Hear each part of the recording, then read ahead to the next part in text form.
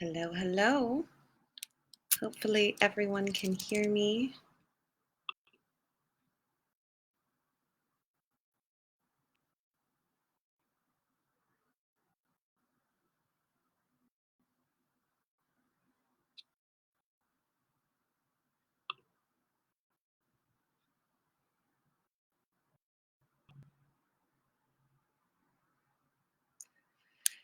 Okay. So is the common practice.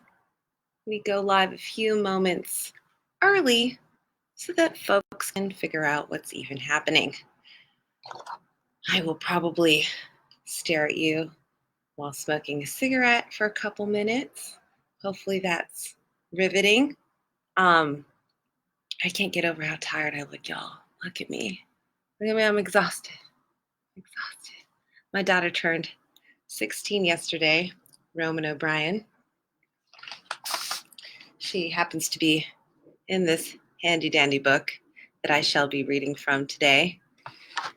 I have a 16-year-old, y'all. Whoo, child. Do y'all yes, please do comment and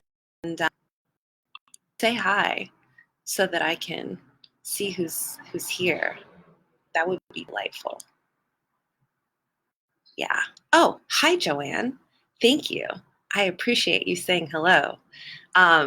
It's always weird to do lives because it is a little bit like dancing in your room, like by yourself in the dark. Like it works better if you don't think about how many people are watching or are not watching. I'm in my studio. I came here because the internet is supposed to be reliable.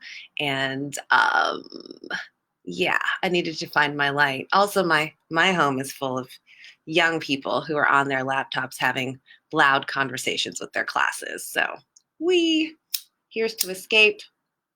If anybody's curious, this is tobacco that I am smoking.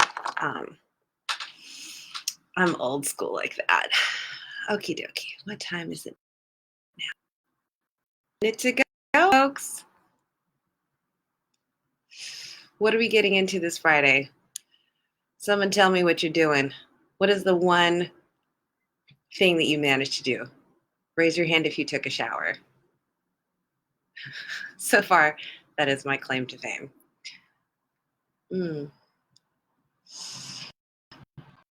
Okay. Well, it is 11 o'clock, and lest there be a rumor about Black people running late, I shall not bring shame to our ancestors. We shall begin. Hopefully, I'm not doing anything wrong. I'm going to check my phone to make sure. Thank you, Lauren. Thank you. Okie doke. So, thank you for watching the Furious Flower Facebook Live reading series. For those of you who don't know, the Furious Flower Poetry Center at James Madison University is the nation's oldest academic center dedicated to Black poetry. In the 25 years since the first Furious Flower conference and the 15 years of the center's brick and mortar existence, Furious Flower programs have reached thousands of poets, educators, students, and poetry lovers around the world. From groundbreaking media and anthologies to children's creativity camps, summer seminars for educators, and decade-defining conferences, Furious Flower has impacted literary communities on local, regional, national, and international levels by creating platforms for Black poets to encounter their readers and for readers to experience and engage with Black literary culture in new and exciting ways. So these readings happen pretty regularly. The next one will be on the 22nd of May and will feature the poet Portia O. So if you are interested, please do continue to tune in and be part of the community. Thank you all for being here. Today, I'm going to read from Black Imagination. This cover, I think, is absolutely stunning, and I do want to talk about it a little bit. The artist who made this piece, her name is Vanessa German, and you can catch her on Instagram, on Facebook. You can Google image search her. Her work is phenomenal. This is an altar. And the title is I Will Not Suffer for You, and it was made in 2017. Vanessa German is a community engaged artist, and everything I know her to do is spectacular. Her work is amazing, and I am so honored at her generosity at letting me use this image for the cover of this ritual object. That's how I think of Black imagination. So lest I just jump right in it, which is probably how people should do these things, I think an hour is a long time. So I'm going to tell you a little bit about the Black Imagination Project first. I don't know why, but I went through an entire master's program in English literature and had never spent a whole year of my life reading the work of only Black women. And in 2018, I decided that's what I was going to do. I was going to only read the work of Black women. And I was very fortunate to have a friend who is an ex-librarian who recommended, prescribed to me the work of N.K. Jemisin. And if you need to eject yourself from this realm and just get thyself to a happier, more imaginative place, and you haven't read N.K. Jemisin, I will actually type out N.K. in the comments right now, so that just in case, recommended. Just in case you aren't familiar with this amazing writer, excuse me, you will look her up. I think the most wonderful introduction to N.K. Jemisin is to listen to her Hugo Award speech. So if you go onto Google and you just type in Hugo Award speech N.K. Jemisin, a YouTube video should pop up for you. This woman has won the Hugo Award, which is a science fiction award, which is usually received by white men. We're gonna wait while Seattle is itself right now. Something is afoot. Something. There's a lot of hysteria in this city. Anywho, if you listen to the N.K. Jemisin Hugo Award speech and you do not want to read N.K. Jemisin, then you probably shouldn't. But I think it's one of the best speeches, award acceptance speeches I've ever heard. And her amazingness is definitely something you should give yourself to. Give yourself over to Black women's imaginations. Give yourself this gift. She has a new book out called The City We Became, and all of her books are exquisite. During that year that I was reading only Black women, I read everything N.K. Jemisin wrote twice. And she doesn't really write tiny little books. She writes big old tomes, so you can just delve into them and escape and be as happy as you can be. And joy and happiness and Black people are what I think about. I am a conceptual artist, and people are usually like, what is that supposed to mean to me? And conceptual art, when I'm doing it, is about people doing things together. So people are like my medium, the way a painter paints with paint. I feel like I work with people as a medium. So in that vein, I wanted to work with other Black women to make this Black Imagination Project happen. And I reached out to Imani Sims and Amber Flame and Rachel Ferguson. And together we made an exhibition that was all audio, actually. So you would go to the gallery. This first exhibition was called The States of Matter, and it took place at Core Gallery in Seattle. You would go expecting to see a regular visual arts exhibition, but as you walked in the door, we asked you to take off your glasses and put on a blindfold. And what was interesting about that moment is it was already pitch dark in the place. Like it was pitch black. You couldn't see your hand in front of your face to begin with. So it was already disorienting, walking to a space where you can't see anything. But then be blindfolded. There's a lot of trust that needed to happen there. Usually people were protesting a little bit like, well, I can't see without my glasses. So, but our docent for this exhibition, wonderful nationally recorded vocal artist named Ayanna Hobbs, was the person that I would sort of like pass you off to as you came into this exhibition. And Ayanna was singing people through a web of voices that Amber, Imani, Rachel, and I collected. And these voices were responding to prompts. And the prompts were, what is your origin story? How do you heal yourself?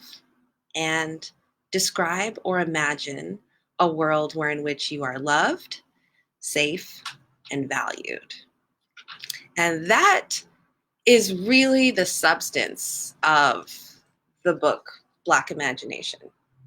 The project is still very much active and alive. And if you are Black and you would like to contribute to the project, I will pop that link also in the chat box. Black. Voila. Hopefully link will work. If it doesn't, you can copy it. It worked. Yay. So, I have a daughter. Her birthday was yesterday. She, her piece kind of opens Black Imagination, and I'm going to read it to you, although she reads it much better than I do. She is in class right now. Okay. So the book opens with letters to the white identified reader and the Black identified reader. It should go without saying that when you steep yourself in the Black imagination, like I did, what I'm trying to do is center Black folks. I did have some questions like, well, why would you even address white readers then? And I did that because the book came out from McSweeney's. And if you know anything about McSweeney's, it's usually two things that you might know right off the bat. Thing number one, McSweeney's has gorgeous books. Gorgeous books. Like, I don't even feel bad saying that my first book is prettier than your first book. I'm sorry. You can be offended if you want to. But the fact of the matter is, this is a hardcover book with a gorgeous cover. And the inside of the book is like gold embossed. You know, it's lovely. It feels like a holy book in your hand. And for sure, I knew I could count on McSweeney's for that. But McSweeney's is also known for being like hella white. So this is probably one of the blackest things that has ever happened to the body of work that McSweeney's is representing. And I'm incredibly proud to be part of the sort of decolonial force moving through this organization. So anyway, Roman, my daughter. Yes. So it begins. Dearest Black reader, here is my loin fruit, my firstborn, literally. And so Roman wrote this, and I'm reading it. Age 7. My name is Empire Red. My mother's name is Luminous Red. My father's name is Ambidextrous Red. To his face, I call him Mammoth Red, and behind his back, I call him Juvenile Red. I come from people known for being in charge who don't like being told what to do. Remember me. Age 9. My name is Sorry Not Sorry Red. My mother's name is Truth Be Told Red. My father's name is Ambidextrous Red. My brother's name is Monkey Town Red. I come from a people known for making a moment worth something, being able to tell you off like no one's business. Remember me. Age 12. My name is Continental Gives You Life, although you don't notice, Red. My mother's name is I've Killed Everyone Who's Tried to Chop Me Down, Red. My father's name is The Battle to Remain Ambidextrous, Red. My brother's name is in everyone's mouth, even though they don't deserve the right to call upon his genius yet, Red.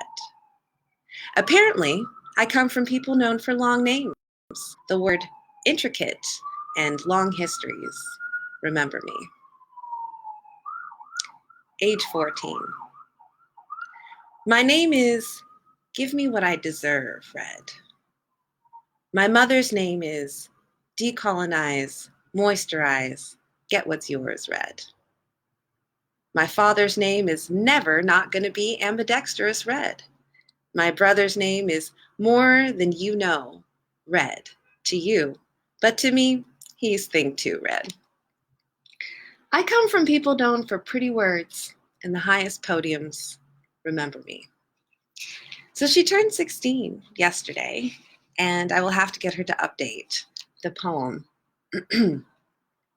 It's only fair that I also read the introduction to the white readers, and there's 7 steps for the white identified reader of Black imagination, which is for Black people.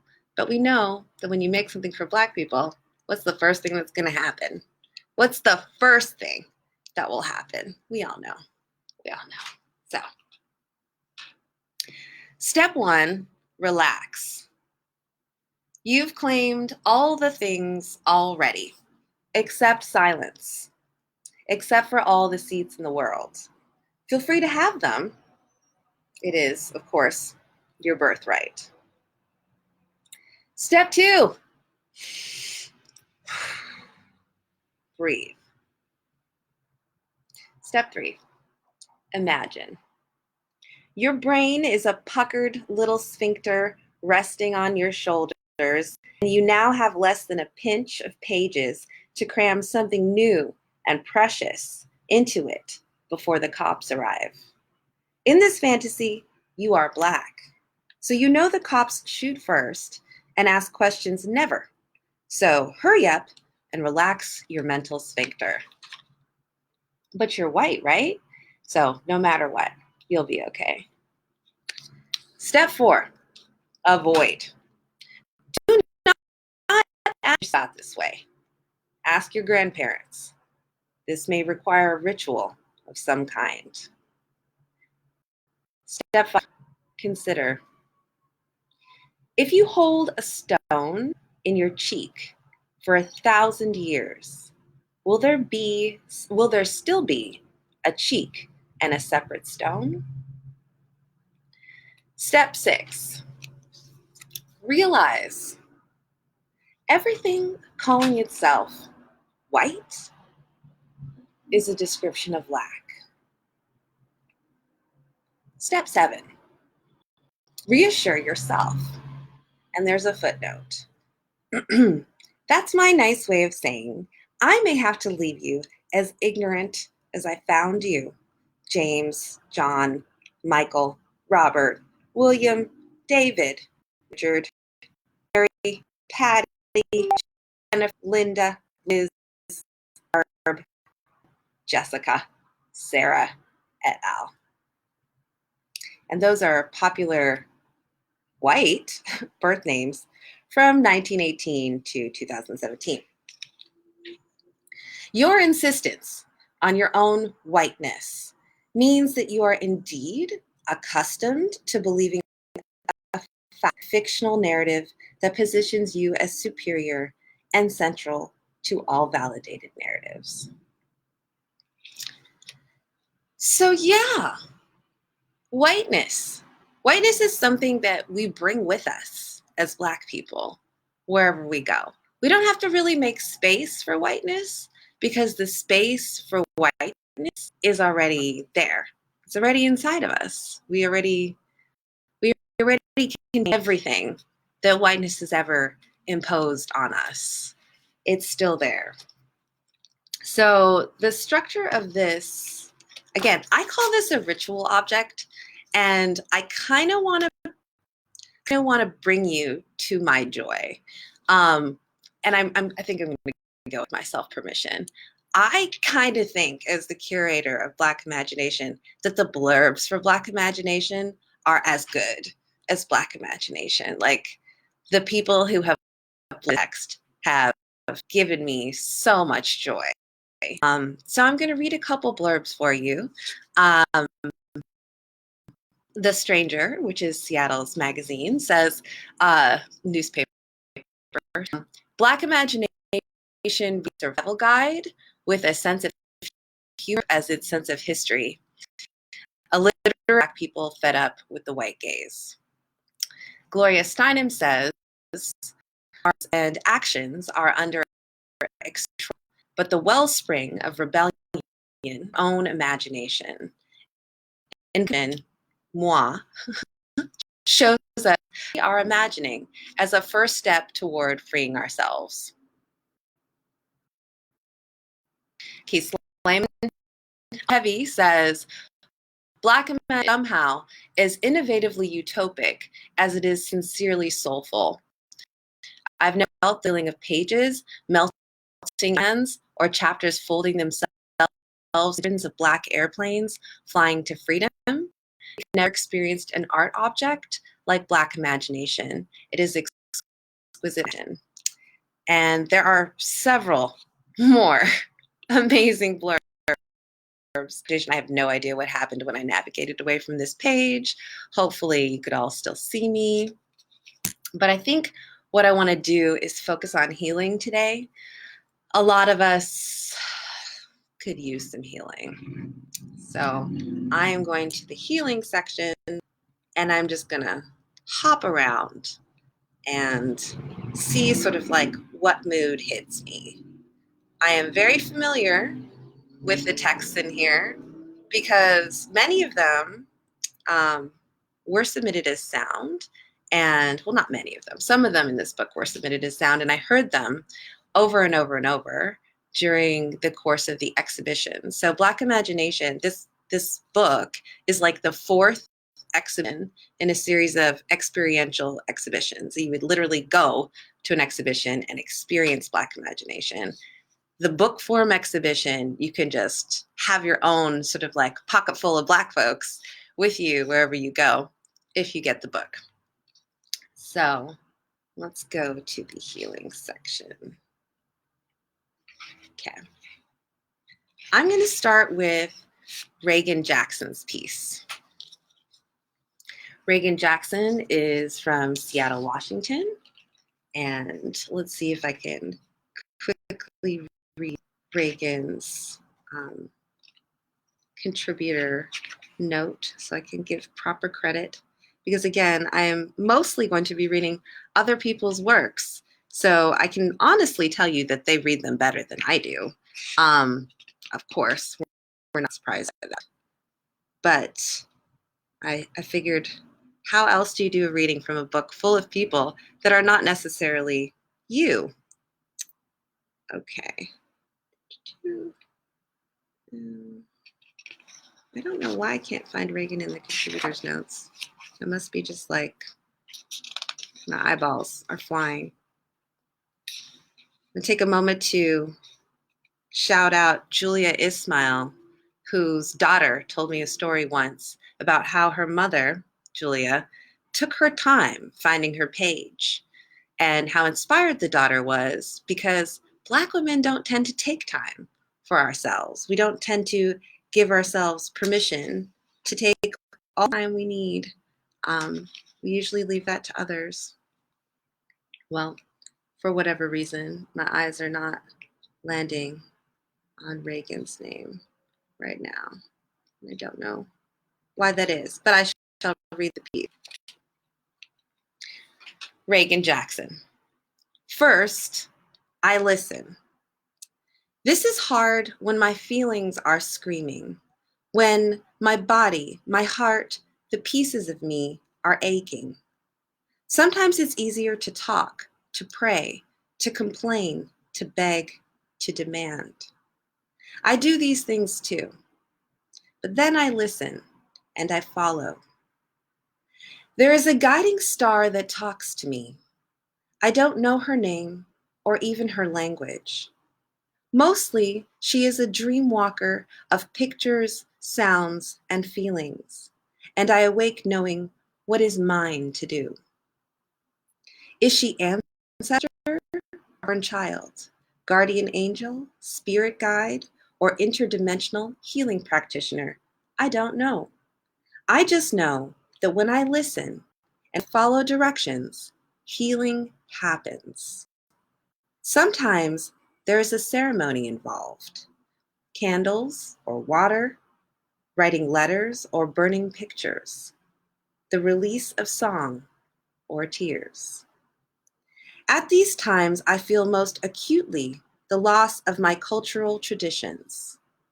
We, the children of the unchosen diaspora, the progeny of the stolen, the kidnapped, the shackled, the tortured, the enslaved, are in many ways still lost. Lost to our heart language, lost to our indigenous practices. We pray to white Jesus, God of colonizers, and wonder why our prayers aren't answered. With no disrespect to Jesus, to Buddha, to Allah, or any of the gods who came round here. But we are the daughters not of Jacob and Abraham, but of Oshun.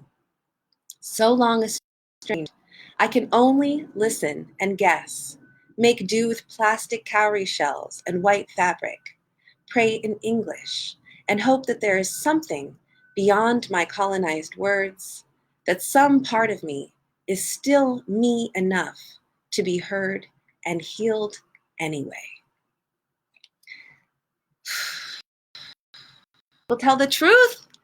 People tell the truth. People tell the truth in here. Let's see what you all are saying. Yes, thank you, Lauren.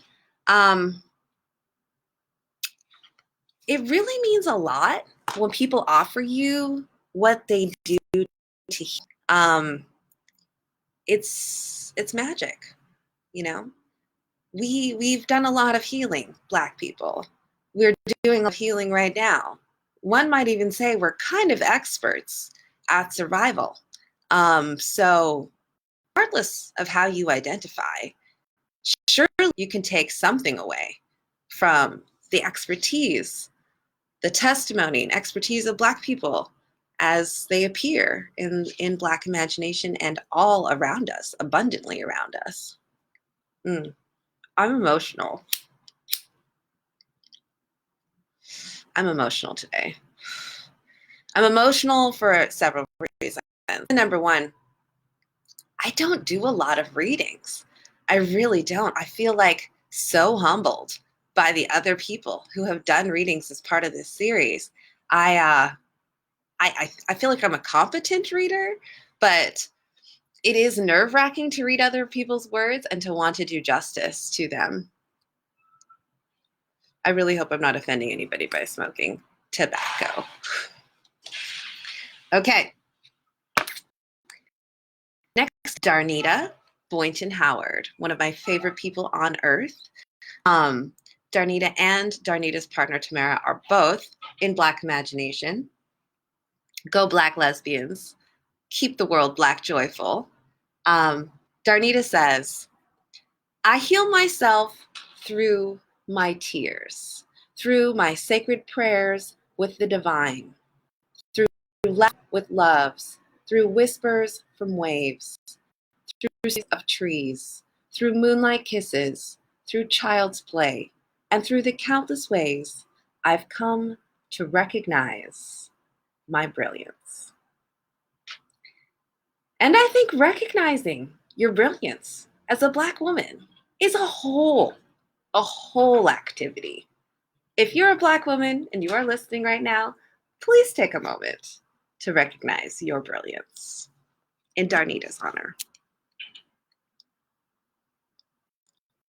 Raquel asks, how do you find the ability and energy to trust others with the collaborative process that is so intricate and intimate? Trust is a practice, okay? You have to practice trust to get good at trusting people. I work in progress for me. I think I've gotten somewhat functional at trusting people to be part of my collaborative process because I love people. I love people in a silly way. I love people long after I should have given up. There's just something amazing about us, especially Black people. A close friend of mine the other day was sobbing in my studio. And he was sobbing in my studio because he was thinking about the injustice, the absolute horrors of injustice that we have faced. And what I wanted to cry about, which I might still cry about, Lord have mercy if I cry during another reading, is that despite the injustice that we've all faced, we are the most definitively human. We put the human in humanity today. Why are people still waking up in the morning? Still going for their, morning walk? They're still doing their yoga with their dogs? It's because we didn't kill you. That's why. Everyone alive today is alive at the mercy of the humans who allow, not the humans who are obsessed with death and violence and murder, not the humans who decided one day that they were different than the rest of us, somehow special. That is not where humanity lives. Humanity lives and is defined by the Black experience every single day. Black people inspire me. Black people encourage me. Being Black is amazing. I feel like trusting myself helps me trust other people. So begin there. Begin with you. You're the most logical decision in your mind could be to learn how to trust yourself. Just like Reagan talked about trusting herself in her healing piece, you have to be able to trust yourself. You have to be able to challenge yourself as well to uproot that internalized depression that tells you that there's something wrong with you. There's nothing wrong with you. There's nothing wrong with you. So that was Darnita's piece. Eva Barton is also one of my favorite people. It's going to be a little ridiculous because everyone in this book is my favorite person now. And Eva Barton writes this about healing. I heal myself with words. I also hurt myself. It's in the combination of words that I find hurt and healing. There are days I allow broken glass hands to cut me. There are days I allow clumsy, selfish, unfocused elitists in this bed. I heal myself with poems, words from the mouths of violins, of fingertips, of untouched nape, from the words of composers that somehow know me, that have lived I have yet to know, but will, that live among the stars I still worship. I invite poems to join me in my room, provide me something more than this life, enough time to pass for my skin to find my wounds, open, and cover them back up. Yeah, I'm one of those Black people that has therapy. I know a lot of us are from subcultures that are you better learn how to walk that off. Therapy's for white people. And that is, why should the white people get all the things? Why can't you give your chances are whatever Rebecca and friends are complaining about in therapy, you have, whatever that is in spades. So go ahead and give yourself the gift of therapy if you can't afford it. There are online options. I can't thank my therapist enough. I found a woman of color therapist. I don't have to explain to her the whole being a woman of color thing, the whole being a woman thing, showing up in the world looking young and having people just dismiss you based on that. I find it very healing. It's part of my healing practice. And since we're kind of discussing healing today through the modality of Black imagination, I hope you will tell me also how you heal in the comments. Please comment. Please comment. Please tag your friends that need to be part of a healing conversation. Zingting says, thank you for taking the leap. Can you share a book that you would recommend to a Black woman or to Black folks who do not conform to the binary we've placed around gender? I'd love to share with my newsletter. Okay. Well, I was just reading Ebo Barton, who is trans, and there's a lot of non-binary folks in Black imagination. I feel like Blackness in and of itself kind of questions gender binary. I've heard people write about this as well. That just being Black adds another layer of dimension to your gender performance. So as a Black woman, I am recognizably, people see me as a woman. That's how they recognize me. My identity isn't so much in my hands as it is in the hands of everybody else who gets to decide how they receive me in the world. But the moment I am Black and recognizably not white, it's at that moment, Sing Tings, that like my femininity is called into question. If I express myself strongly about something, I'm being very aggressive, quote unquote, very masculine. There's a lot of complexity there, and I would love to have this discussion with you. I'd love to talk about all sorts of authors and writers that we can just delve into and steep ourselves into that allow us to escape these social constructions like gender that do impact our lives, but do not speak to the depth of our ancestry and what we contain as human beings. An excellent comment. Thank you for chiming in. Okay. Con Davidson, excuse me. I don't know why I always want to call Con Davidson, but it's Con Davison. And Con is from Westland, Michigan. Con writes this about healing. For me, healing has been treating. I grew up an only child raised by conservative grandparents. I had very few friends in the neighborhood that I was allowed to play with, and I always went to Catholic school instead of the neighborhood schools. I was never lonely because I had toys, imaginary friends, hip hop music, and a vivid imagination. I started home in 7th grade, would trade them to other kids for food, and they would give the poems to their girlfriends. By 8th grade, I was checking out Sports Illustrated magazines from the library and drawing all the athletes. Sometimes I would take the drawing, put it in the typewriter, and write a poem over it. By 9th grade, my love for hip hop had taken over. I was making my own mixtapes using the pause button on my boombox, and then I decided I wanted to rap. So I got a microphone and a mixer for my birthday from radio.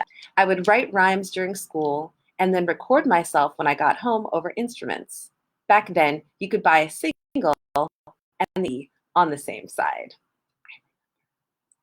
I must have recorded 40 hours. I was in my own world. I still find healing solace in my own projects. That's why I'm such a fan of the process. That's where I go to mentally self. I write, I take photographs, I make composites, and I'm in the 1-minute movies. The mental space I'm in when I'm creating is one of solace and utopia. No matter how much the world breaks me up, it's my creative space that puts me back together again. Yeah, it's my creative space that puts me back together again, too. I quite literally embarked upon this journey so that I could heal myself. Some of you may be familiar. It's been a while now. 2016, I launched a social experiment called reparations.me group. In 2016, it was like summertime. It was like June. It's about now. It felt a little bit like it does now. But we were sure that things were like as bad as they could get. There was so much police brutality, so many violent shootings, so many mass shootings happening of 2016. It seemed very, and I was looking through my Facebook feed like we do. You scroll your feed, and what I saw was so many of my non-Black network sort of throwing up their hands and saying they don't know what to do, and that was disappointing, to say the least. How do you have so much power and privilege and you still don't know what to do? Isn't that a waste? So the Reparations Project asked folks to leverage their privilege, regardless of how they identify. So if you have an extra cell phone, it asks you what the extra cell phone might do for someone else. If you have time or the ability to mentor someone, it asks you to think about leveraging that across the racial divide in terms of financial inequality in this country and pretty much everywhere else. So white identified folks would make offerings and respond to requests made by people of color. And the whole project was to engage folks in thinking about present day reparations for racial inequality that we can see and measure all around us today. And within a very short period of time, like 250,000 people around the world were engaged in this project and leveraging their privilege. And this all sounds good, fine, except that when you're me, you're at the portal through which generosity and all of everything with this project was come personally. So every morning before like 8 o'clock in the morning, I was called like a nigger, like at least 1,000 times. People were like, I got your reparations right here. A rope in my backyard. I'm going to hang you and your children. This was just because I literally used the word reparations. That was enough to trigger white supremacists. I was receiving death threats. All this because I tried to do what I could do within my own ability to leverage my privilege as a community organizer to get folks engaged somehow. Very shocking, very surprising. But needless to say, children were neglected during this time because if you're getting emails at 11:35 that open partner committed suicide 3 days ago, we're about to be evicted and we have 3 children, are you really able to justify going to? I couldn't. So I was not sleeping. I wasn't very well. I certainly was not focusing on my children in the way that they needed me to. And so I needed reparations from reparations. And so Black imagination very much is a method of self-healing. This was a project that I also did so that I could heal. And that's why it's important to me that other people can also get some healing from this ritual object. Keelam Tel Aviv is from Woodinville, Washington, and Keelam writes, writing heals me. I once read the phrase, live life. Unable to get it out of my head, I began to question what my intentions are for the world I live in. The conclusion I came to was to encourage people to share their stories. So often in life, we have the abridged version of a story filled with the agenda and personal bias of a third party's interpretation. Or it's almost impossible for anyone to accept information unless it already confirms or resonates with an experience. The neat version of life only serves closely held biases and to cover over what is uncomfortable, ugly, and real. It allows me to share the uncomfortable realities of my experience as an African American male. I hope that through sharing my writing and reading the truth of others, we can all understand the complex, painful, and beautiful world that we share. Next, we've got Kenyatta Jp Garcia from Albany, New York. And Kenyatta has this to say: I don't put much effort into healing myself. I worry beyond healing. I do my best to avoid wounds, but that doesn't always work. So when I do need to heal, it's sure to leave plenty of scars. I hide behind socializing. I talk, I text, I post. I get it all there. I lay and let the scavengers feast upon the good for the feasting. Then I take what is left of me and move on. I regenerate. I'll become whole again by being partially new. I don't forget what I've lost, however absurd that might be, with all its repetition, itself to move on. For me, it's all about time and exposure. I don't take space. Myself situations and hope that my problems will feel less significant. I don't trust advice, but I like conversation. Words have abilities that go beyond both their meaning and intent. Will to exist into the care and consideration of language. Silence might be safe, but it'll help me. Just think about that. Like, silence might be safe, but it'll never save me. I mean, I can't remember who came up with the word truthiness, but like, there's truthiness in that. You know what I mean? Truthiness. Ashaki says, I'm sorry for the toll on your health and the risks to your life and your family's life during your reparations project. It doesn't take much to trigger supremacy. It sure does not. It sure does not. I was very naive. You know, many of us, we've studied language and literature and we know what words mean.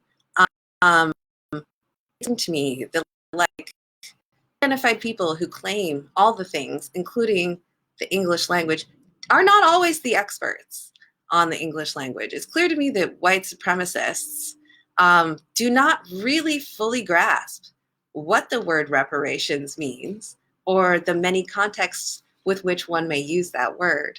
Yeah, it really didn't take a lot.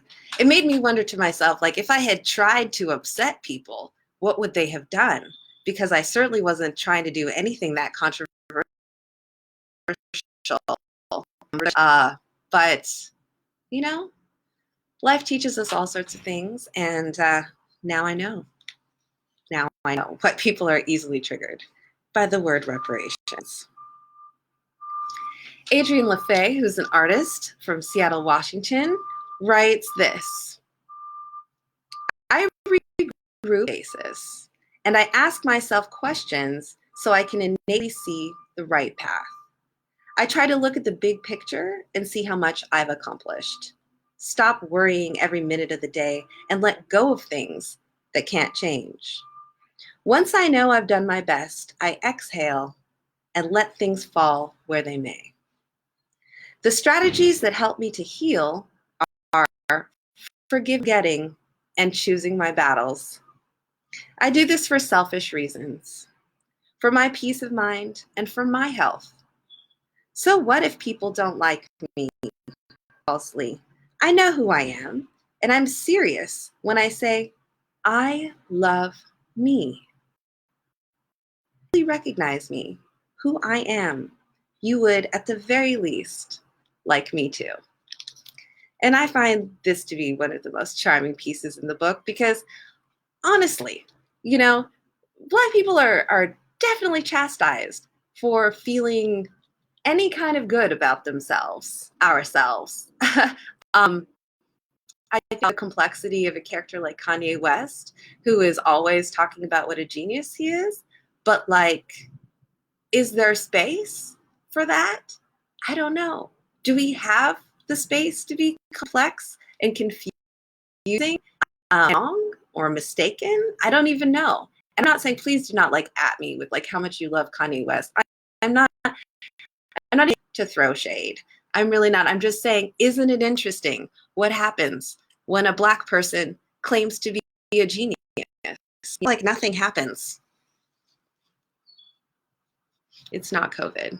It's allergies. Okay. Doing a time check.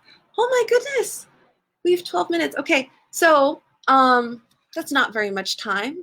And I certainly have been taking my time, which I really enjoy.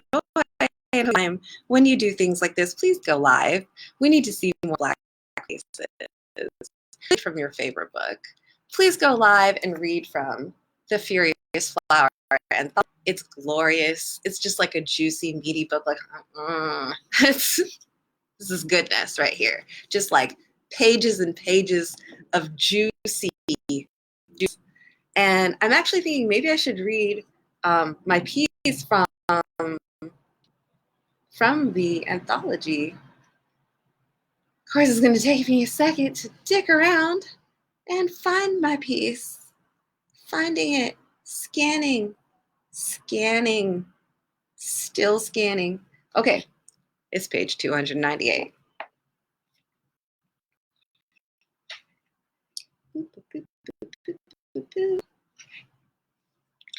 This is a ritual unbusying, which is something that I'm hoping not too many of us are struggling with busyness. But I know many of us like working from home. We were made as essential. We are so innately essential, whether at our jobs within our lives as like bread makers, child raisers, house, people wranglers.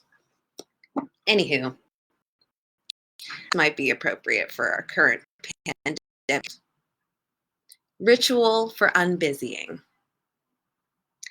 Afternoon sun and gin whenever possible. But on an overcast day, one might choose first not to bathe. Let the smell of you, your legs sliding open, be a reminder you are an animal.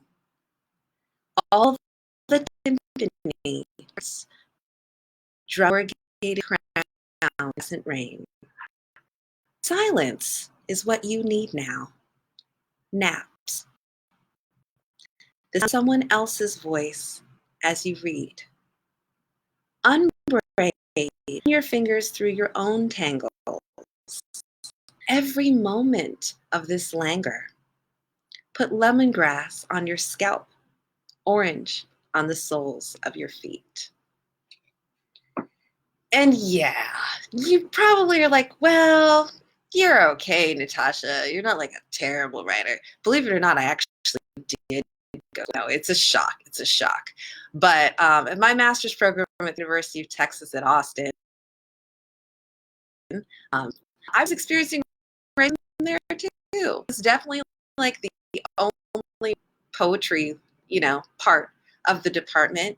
I had white professors tell me that my first priority yelling at me from a stage. I had other white professors low grades on personal essays because I just didn't want to re-traumatize myself talking about like rapes that had taken place in London. Going to graduate school in Texas was a whole but I think I came away from it really wanting to distance the way things happen in academia. I think I like to work with people. I like to hear the stories of everyone from children to women to unsheltered folks. I want to hear about all of not just the people who are traditionally looked at as experts. And academia is not so good at that. So when I left graduate school, I kind of went headlong into this conceptual art thing. And it was a big departure. You know, like I started off at Callaloo, at Texas A&M with Jericho Brown and Tayemba Jess. So that Jericho Brown and Tayemba Jess certainly made a life of this poetry thing. Congratulations on your Pulitzer Prize. Like, but yeah, I remember attending Callaloo and being like, I might be out of my depth here. The fact that I like love connection and love, maybe I'm not going to be a traditional poet. Maybe poetry will be one of the modes that I McKinley Melton asks, can you talk about your approach as an editor for this collection? How do you balance creating a space for other poets and artists within a topic as big as Black imagination with your own vision for the project? What kind of choices did you have to make in organizing these? So this is for me to do a little shout out to the most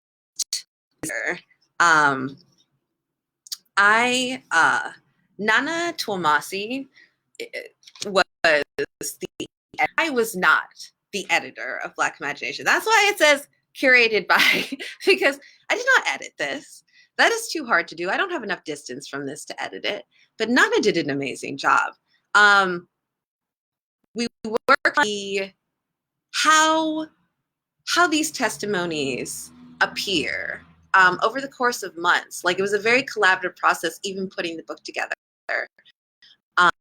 Nana Sumasi, my consigliere, Mia Harrison, lots of people have helped me sort of like wrap my mind around what this could be. For me, I mean, in reality, I was on vacation in Mexico with my family, like frantically, but very intuitively putting this together. Substances may or may not have been involved. I do believe in intuition, and I wanted certain pieces to be like the pieces that like certain sections.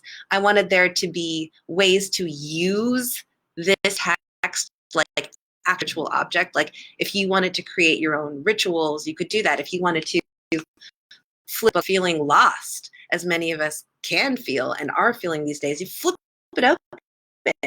Five Black person, way how they're alive, how they're surviving. So I would say the process of editing was out of my hands. I did not edit. I curated. I kind of helped assemble, and I certainly chose the voices that were represented in this book, to the extent of sometimes even transcribing audio. So Robert Lashley's piece I transcribed as well as Quentin Baker. Lauren asks, what's next for Black Imagination and for me? Oh, well, this is the best question. It's not over. Black Imagination isn't over. This is just one way the Black Imagination will exist. Next year, there will be an exhibition at the North Museum, and that will be Black Imagination Sites of Power. My 8-year-old at the time named that exhibition. I was filling out my contract and I was like, oh shit, oh shit, oh shit. What do I call this exhibition that I will have in the future, but I'm not doing right this second? So I have to like it's gonna be. And I asked my kids, and my little one, and said, Sites of Power. And I was just like, okay. I looked at his sister like, did you hear that? And then why did you suggest Sites of Power? And he said, well, you said Black imagination. And when I think of Black people, power. And when I think about imagination, I think about vision. So he was saying sites, S-I-G-H-T, but I heard sites, S-I-T-E-S. So it's T-E-S, sites, like locations, locuses, loci of power. That will be the exhibition next year. prior to this whole COVID pandemic explosion, I was just in Tanzania living my very best life. If you have not been to the continent and you are Black, I need you to ask yourself why. I need you on the toilet while you're brushing your teeth, why you don't want to go to the birthplace of humanity. And if you can't answer that for yourself, then I need you to look for cheap, yourself a passport, probably a yellow fever vaccine, and those are not cheap, but absolutely and completely worth it. The next book I'm actually going to write is going to be a collection of first experiences to the continent. It'll be part of sort of the Black imagination realm of work that I'm committed to doing right now. And so if you have a story of the first time you set foot and you're Black or Black diasporic, please send it to me. I can be reached at nonwhiteworks@gmail.com. And yes, now God never, but that's okay, because guess what? Unless you're threatening and or my deal too. Okay. So yes, you can make me more questions. Next, stay in touch. I am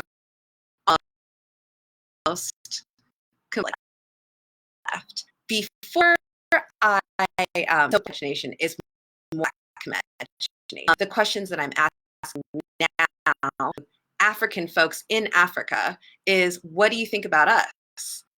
What do you think to grow up in Africa? And those answers are riveting, y'all. They're great. So the audio from that, as well as other things, will be included in the exhibition in 2021.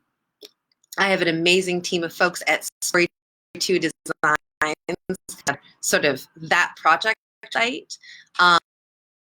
People go up, so check if you're looking for web building graphic assistance. I love listening to Black people.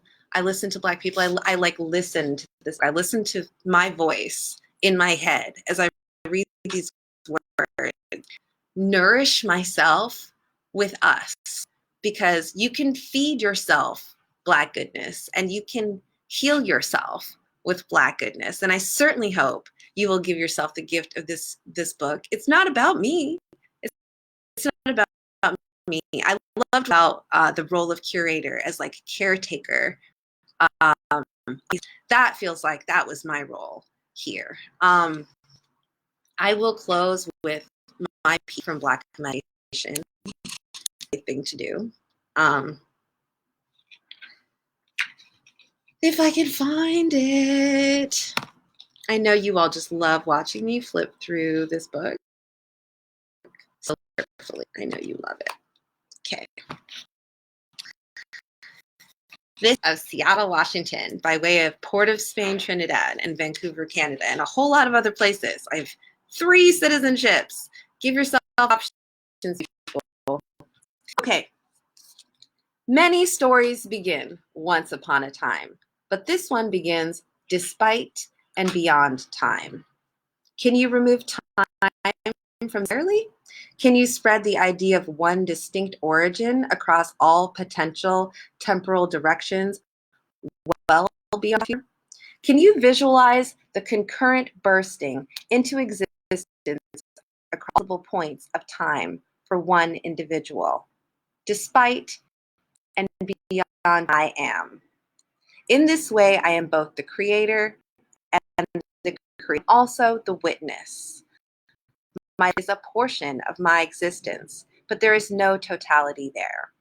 A caterpillar is a past tense butterfly. A butterfly is a caterpillar. With or without wings, more than one reality can exist. Reality is not centralized.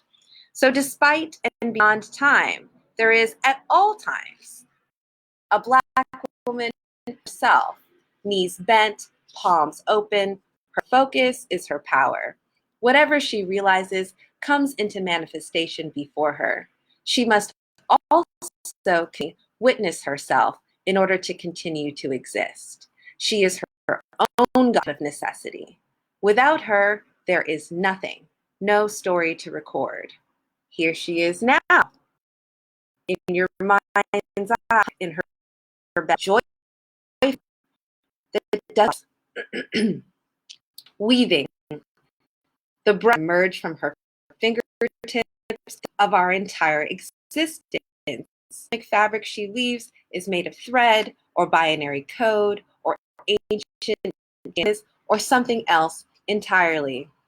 Substance is the material of everything. We are unlimited by the limits of our current understanding of our abilities. We persist. We have persisted. We will continue with or without. Thank you so much. Please check out Black Imagination online. You're one of those people that needs instant gratification, or you can get it through McSweeney's if you're one of those people that see the salt of the earth. The chosen. Okay. Post to remind that there will be a reading on 22nd with Portia O. Same time, same spot, 2 p.m. Eastern Standard Time on May 22nd. Thank you so much for this Flower Facebook Live reading series. I hope you enjoyed the reading.